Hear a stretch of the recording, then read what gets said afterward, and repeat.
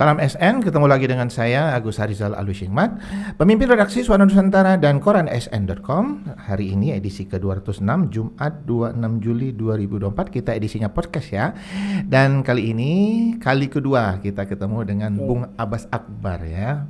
Assalamualaikum Bas. Waalaikumsalam warahmatullahi wabarakatuh. Dan untuk penonton Lesa SN ketahui ini adalah episode kedua ya, untuk Abbas Akbar ya. Episode pertama itu mungkin 2 tahun yang lalu ya, Abbas ya, udah lama sekali ya. Betul. Dan di tahun ini episode keduanya performa Abbas tampil beda ya, lebih fresh ya performanya ya, dan lebih segar dan awet muda ya. Alhamdulillah. Nggak berubah ya. Oke. Bung Abbas, Ya. terakhir kegiatannya apa ini sebelum kita bicara lebih jauh lagi?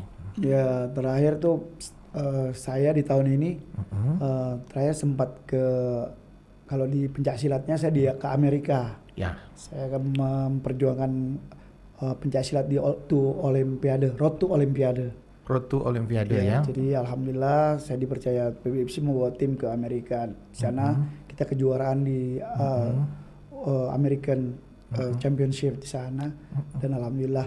Dan sekarang saya pulang, saya bekerja lagi. Bekerja lagi ya. Lagi di Bank Sumsel kantor pusat. Bagian bagiannya protokol ya? Ya, sekretariat dan protokol. Sekretariat dan protokol ya. Dan sekarang infonya terkini melatih adik-adik ya pencak silat untuk menuju PON ya? Betul, saya kemarin juga terakhir meloloskan atlet pencak silat Sumatera Selatan ke PON gitu ya. Ada 10 orang. Ada 10 orang? 10 orang. Banyak ya. Dan sekarang masih intensif latihan Bas ya? Ya, sekarang sudah memasuki Platda, udah 1 bulan kita di Platda di Wisma Atlet. Di Wisma Atlet ya. Bagaimana target untuk Sumsel nanti Bas? Ya alhamdulillah, walaupun dengan persiapan yang pendek gitu ya, terus sangat pendek Sumatera Selatan, kita tetap semangat, tetap optimis bahwa kita insya Allah pencaksilat menghasilkan yang terbaik. Gitu. Meraih emas lah ya. Amin. Ya. Dan untuk penonton Lesa SN ketahui PON nanti berlangsung di Sumatera Utara dan Aceh ya? Betul, di Medan dan di Aceh. Untuk pencaksilat di mana nanti? Di Medan. Di Medan ya. Di Medannya. Oke. Yang kita flashback yang di Amerika tadi ya, itu prestasinya apa itu Bas? Ya alhamdulillah di sana kita dapat 6 emas, 3 perak, 1 perunggu. Sana dengan membawa tim cuma hanya 10 orang. Ada orang Sumsel nggak Bas? Tidak ada. Tidak ada ya? belum masuk karena dia atletnya belum mempersiapkan SEA Games waktu itu, habis pulang dari SEA Games. Seperti itu. Bagaimana persiapan official atlet nanti untuk PON nanti Pak Bas? Ya alhamdulillah kalau saya latihan sudah setiap hari kan, sudah masuk di Wisma Atlet. Alhamdulillah kita mempunyai program.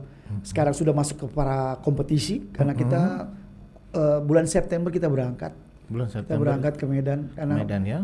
PON itu dimulai di tanggal 4 sampai tanggal 20-an September. Oke ya. Jadi kita akan bertanding di sana di Medan.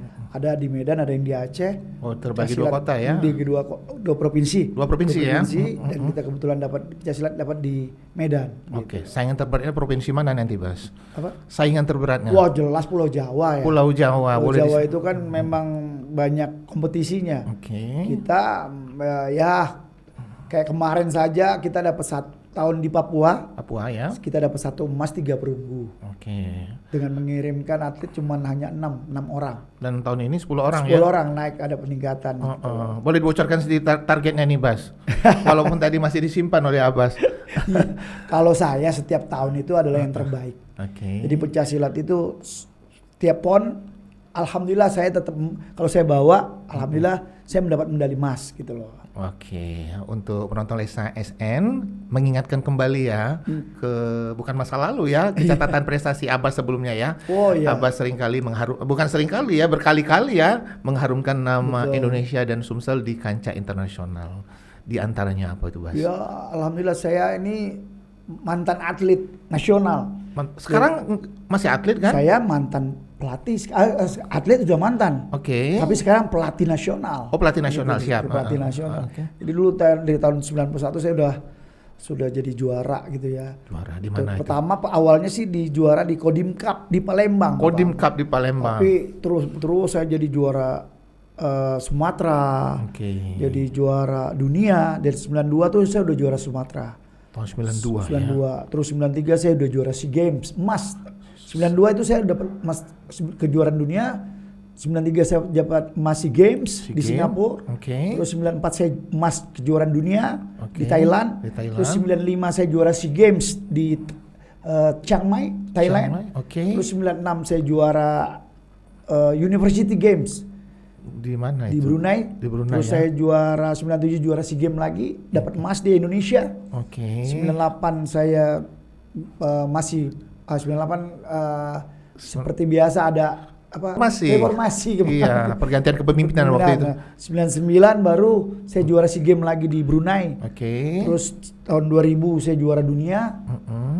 Saya juara dunia tahun 2001 saya juara SEA Games emas di Malaysia. Oke. Terus 2003 saya juara Asia. Juara Asia ya. Juara Asia. Terus 2004 saya juara dunia lagi. Begitu banyak Singapura sekali ya prestasi. Itu yang ingat aja ya. Habis itu yang saya ingat aja yang lebih besar. Ada yang nggak ingat ya? Ya ada saya lihat kayak open turnamen itu ada saya juga Oke, ikut. di antara begitu banyak prestasi yang tadi juara, intinya juara dunia ya. Alhamdulillah. Yang mana yang paling berkesan dari Abbas sendiri?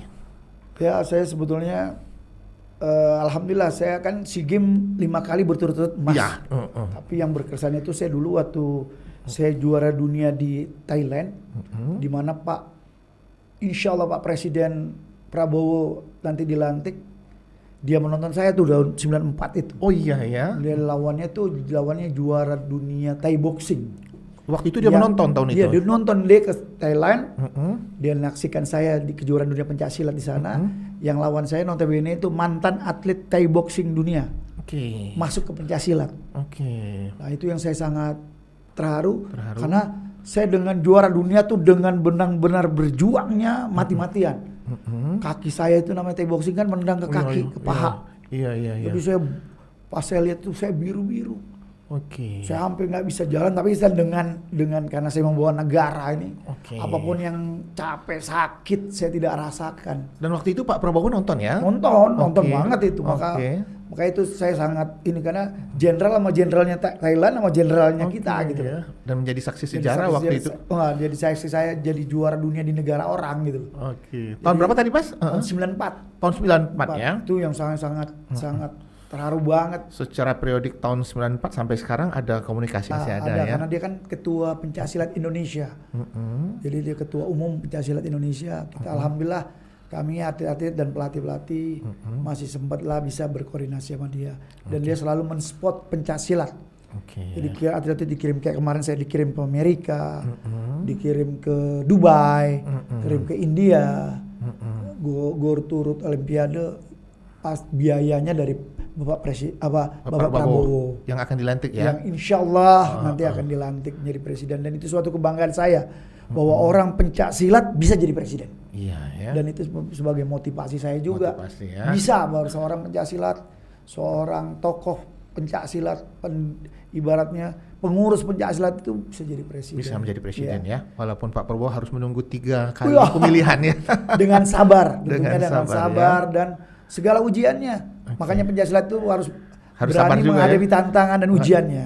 Ngomong-ngomong tentang catatan prestasi ya, kalau atlet Indonesia berprestasi meraih medali emas dan juara dunia, biasanya itu banyak negara luar yang naksir ya. Betul. Untuk menjadikan atlet tersebut jadi warga negaranya. Betul. Dan Apalagi membela negaranya ya. betul. Nah, Abah sendiri punya pengalaman di situ? Ya sebetulnya ada, tapi saya nggak terlalu. Nggak terlalu Tapi ya? saya disuruh banyak orang-orang daerah negara-negara lain itu untuk saya menjadi pelatih di sana.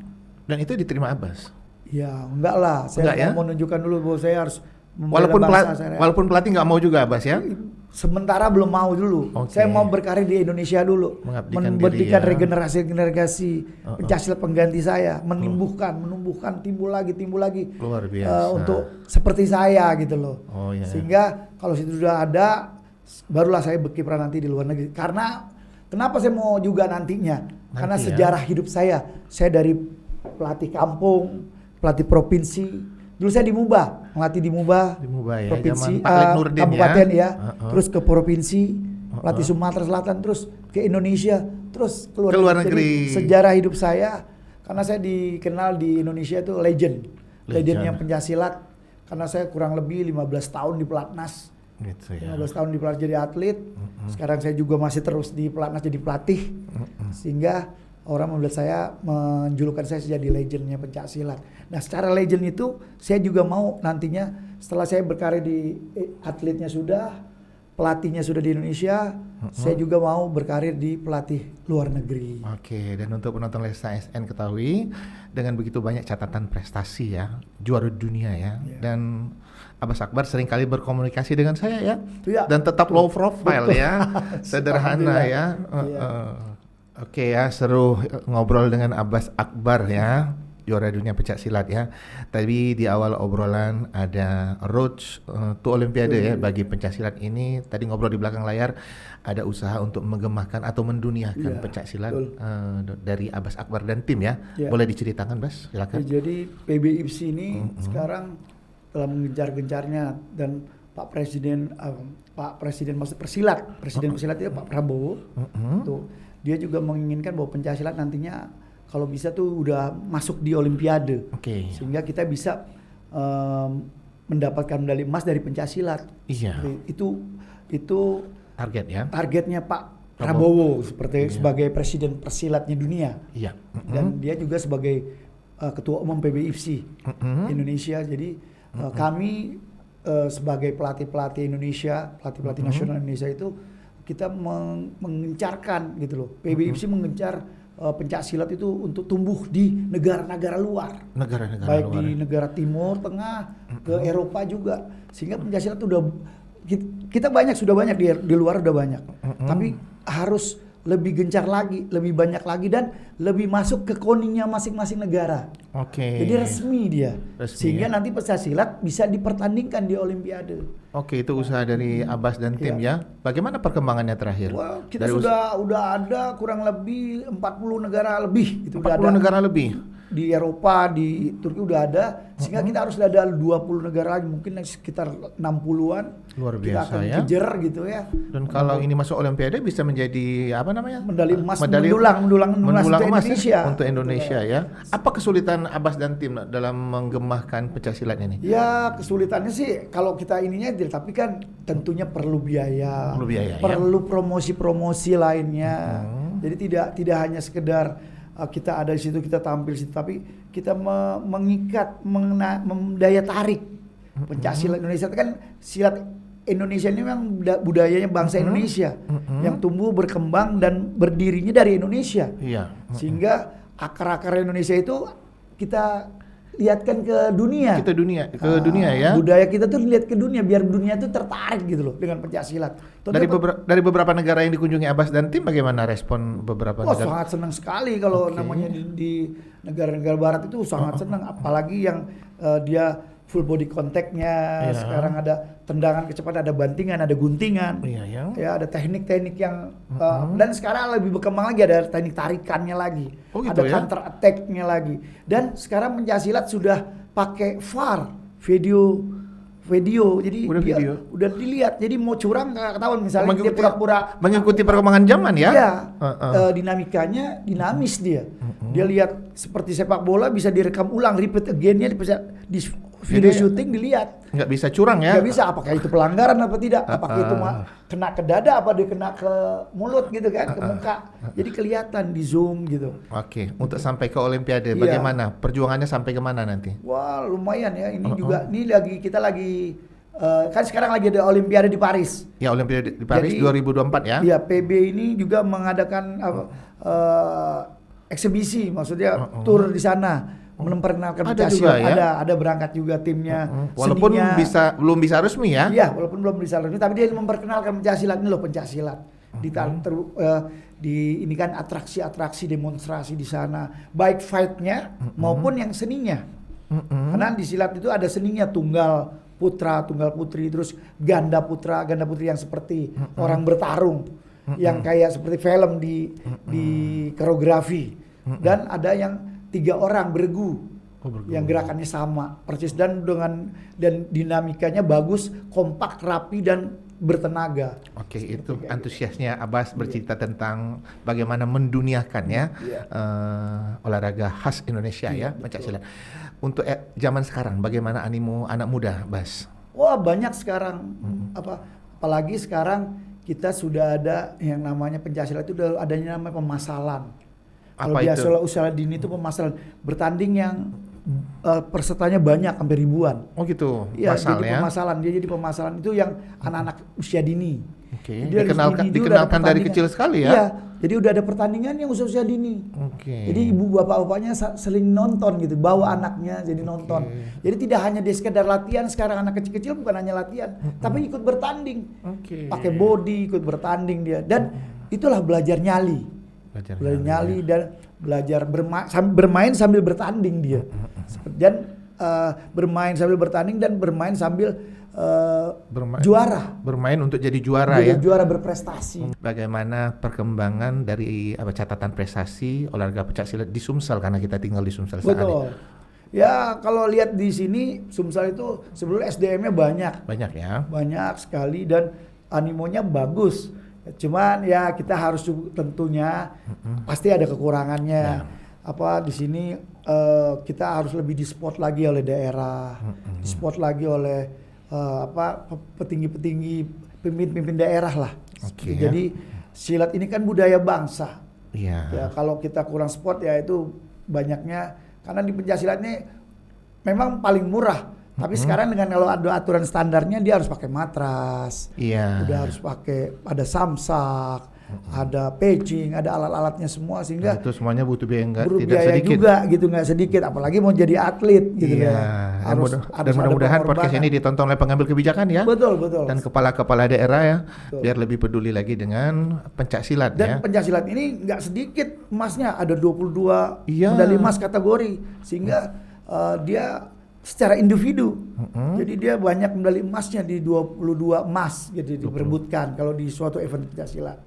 Kalau Sumsel sendiri ya, kemarin meraih berapa emas Mas waktu PON? 1 emas 3 perunggu waktu di Papua. Sebelumnya PON terakhir. Yang sebelumnya saya mungkin ada catatan record dari Ya, dulu saya di Kaltim dapat 1 emas, 3 perak, 5 perunggu waktu di Oke, Kaltim. Terus waktu di Jawa Barat saya dapat medali perak 1 sama 2 perunggu. Oke, ya. Misalnya.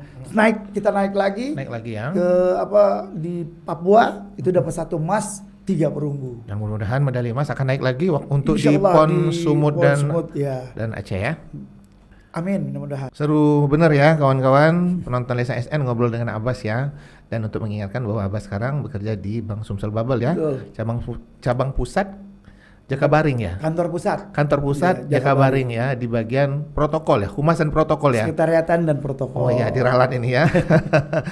Dan biasanya Bas ya, untuk juara dunia atau peraih medali emas di SEA Games, Asian Games itu langsung jadi pegawai negeri atau pegawai BUMN ya. Betul. Nah, bagaimana dengan Abbas sebelumnya? Oh, kalau saya dulu jadi juara PON dan juara SEA Games.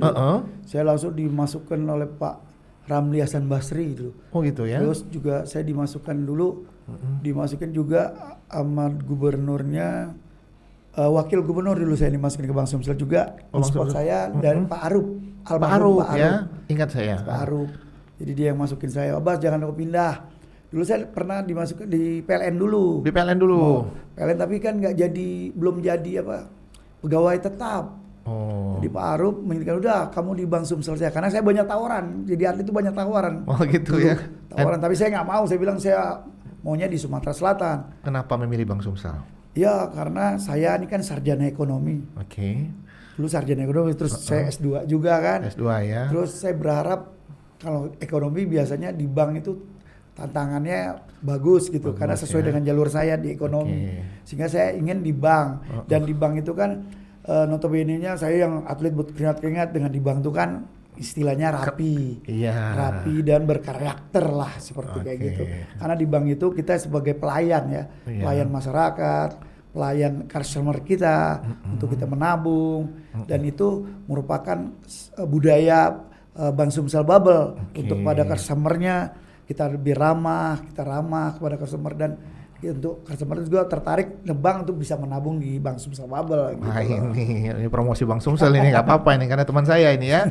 Dan sudah berapa lama kerja di Bank Sumsel Babel, Abbas? Ya lumayan, saya dari tahun 96. Tahun 96 sudah pindah-pindah kota, boleh diceritakan ini? Ya boleh, ya saya kalau pindah-pindah kota pernah di Sekayu. Mubas, Kayu. Oke. Terus terakhir saya di Sungai Liat, Sungai Liat ya? Bangka. Sebutin posisinya waktu itu. Posisinya waktu itu saya jadi wakil kepala cabang di Bangka. Terakhir saya di wakil kepala cabang di Sungai Liat. Nah, kalau waktu di Sungai Liat, tiba-tiba lagi tugas, mendapat tugas lain sebagai atlet gimana itu, Bas? Ya tadi seperti itu. Itulah enaknya Bang Sumsel Bubble. Okay. Itulah istimewanya Bang Sumsel Bubble. Okay. Saya sudah jadi wakil cabang, pimpinan wakil cabang di sana. Jadi ada tugas dari Pak Prabowo di kalimat suratnya, saya diberikan istimewaan dari kelonggaran dispensasi tidak kerja oleh direksi saya, direktur utama saya gitu. Untuk membela nama bangsa. Untuk membela nama bangsa. Okay. Jadi kalau kantor saya ini alhamdulillah, makanya saya benar-benar menghormati dan rasa bangga menjadi pegawai Bang Sumsel Bubble ya. Okay. Dari dulu saya atlet sampai saya jadi pelatih, sampai saya jadi wakil kepala cabang juga, saya diberikan dispensasi. Bayangkan gitu loh. Okay. Ya. Dan bukan 1 hari, seminggu, 2 minggu, 1 bulan, 2 minggu, 2 bulan, bahkan setahun, 2 tahun saya diberikan. Karena itu merupakan membawa nama bangsa. Okay. Dan membawa nama Bang Sumsel juga, bahwa karyawan Bang Sumsel Bubble bisa menorehkan prestasi membela bangsa Indonesia. Dan itu juga membela Sumatera Selatan gitu loh. Okay. Dan sumbangsinya Bang Sumsel Bubble dari karyawannya bisa menghasilkan medali emas nanti seperti itu. Oke. Kita balik lagi ke obrolan sebelumnya ya. Tadi terselip the legendnya pelatih, benar ya? Ini bagaimana ceritanya bisa menjadi legend seorang pelatih? Ini kan tidak gampang ya mendapat sebutan seperti itu. Dari Abah sendiri gimana? Ya alhamdulillah betul. Jadi legend itu karena saya tuh sebelum jadi pelatih itu kan saya jadi atlet. Atlet itu udah bertahun-tahun. Udah bertahun-tahun dari saya tahun 91 sampai atlet saya tahun 2025 terakhir. 2005 saya jadi atlet. Setelah itu saya udah ambil sertifikasi pelatih. Sampai sekarang saya jadi pelatih dan bahkan saya jadi pelatih nasional. Jadi membawa tim Indonesia. Jadi nama The Legend pelatih itu sebutan untuk tiba-tiba aja muncul mungkin ya? Iya. Karena catatan begitu panjang. Catatan panjang rekor saya di Platnas dan saya paling banyak prestasinya, juara dapat medali emas berturut-turut, sehingga saya dibilang legend. The Legend ya. Kalau legend pelatih pasti banyak ini muridnya ini ya. Alhamdulillah. Oke, kita bicara tentang atlet ya, Bas ya. Kalau atlet bertanding itu pasti yang dinantikan bonus ya. Ya, alhamdulillah. Nah, bisa Abbas bicara kalau zaman dulu waktu Abbas masih bertanding masih sangat muda. Kalau bonus itu dinantikan atau gimana, Bas? Oh, pastilah. Kita juga tidak juga munafik ya. Kita berlatih keras, berkeringat, berkorban. Pasti ujung-ujungnya pasti di hari apa hadiah untuk kita. Apa yang kita dapat buat kita.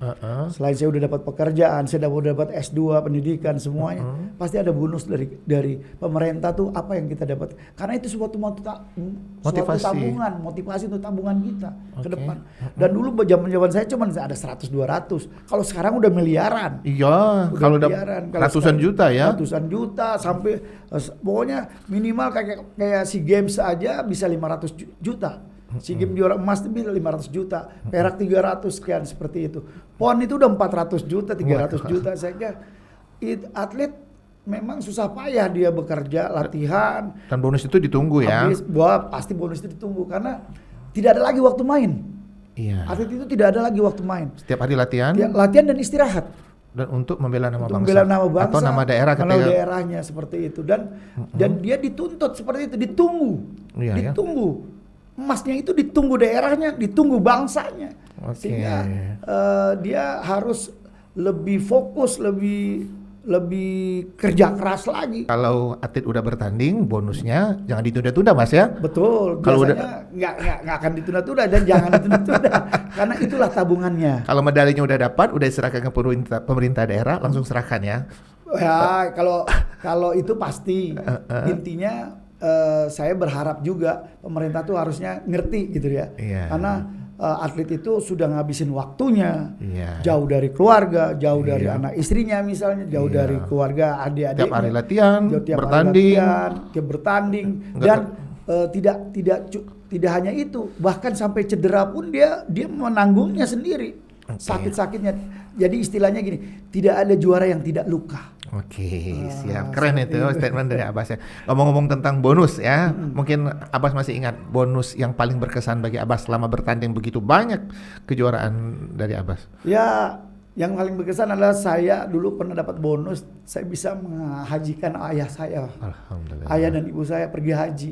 Oke. Itu yang saya Waktu di mana itu, Bas? waktu saya dulu bonus di tahun berapa itu ya. Oke. Ayah saya jadi berangkat haji. Oke. Di tabungan itu dan sama ibu saya sebelum dia tidak bisa jalan lagi, dia stroke. Oke. Jadi saya alhamdulillah berkat bonus saya tepat waktunya gitu loh. Dari atlet bisa menghajikan orang Iya. tua ya.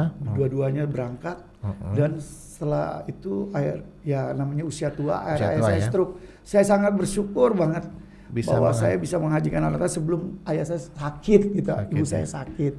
Jadi itu yang paling berkesan. Kenapa bonus itu saya sangat membutuhkan.